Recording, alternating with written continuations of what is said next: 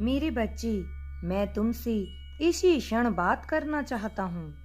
सच्ची खुशी आत्मा की उस छोर से प्रकट होती है जिसे आप स्वीकार करते हैं। प्रश्न यह उठता है कि वास्तविक खुशी की अनुभूति कब होती है?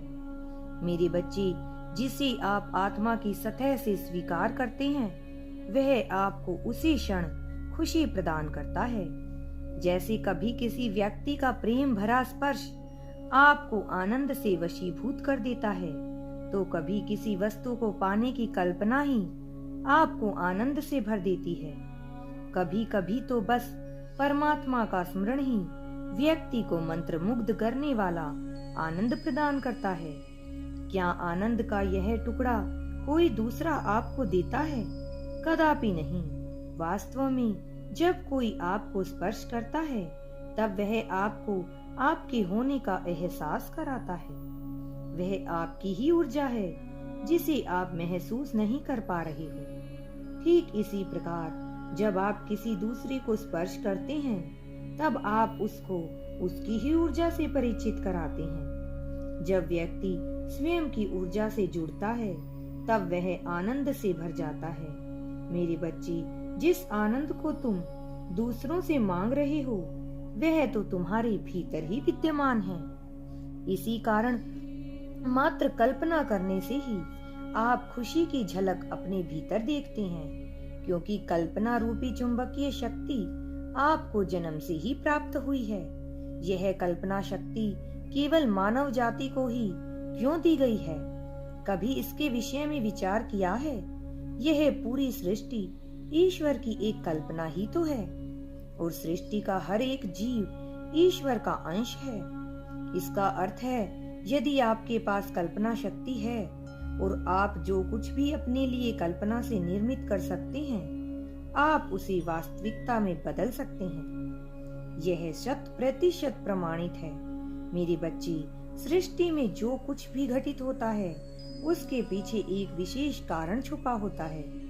जो हुआ, जो हो रहा है और जो होगा, हर एक घटना के पीछे एक विशेष कारण और मानव जाति का उद्धार छुपा हुआ है। इसलिए अपनी वर्तमान स्थिति के लिए किसी दूसरे को दोषी मत समझो। जिन्होंने तुम्हें दर्द दिया, उन्हें दिल से क्षमा करो। हर व्यक्ति को अपने कर्म बंधन स्वयं ही काटने पड़ते हैं।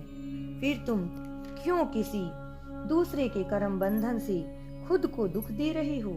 क्षमा करना तुम्हारी आत्मा का मूल स्वरूप है।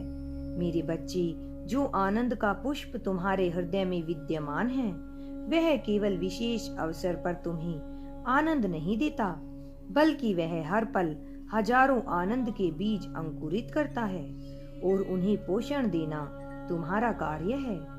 मेरे बच्चे, हर दिन अभ्यास से यह आनंद रूपी बीज वृक्ष बनेंगे, जो तुम्हें खुशी पाने के लिए दूसरों पर निर्भर नहीं रखेंगे। आनंद का झरना तुम्हारे हृदय से पूरे संसार में प्रवाहित होगा, जो तुम्हें पूर्ण रूप से भिगो देगा और तुम्हारे संपर्क में आने वाले हर एक व्यक्ति को आनंद का उपहार देगा। मेरे बच्चे, जो तुम्हारे पास इतना सुंदर हृदय है, क्या वह तुम्हें अभी आनंद की अनुभूति नहीं करा रहा? जिस प्राकृतिक मुस्कान को तुमने अपने होठों पर छुपा रखा है, उसे बाहर आने दो।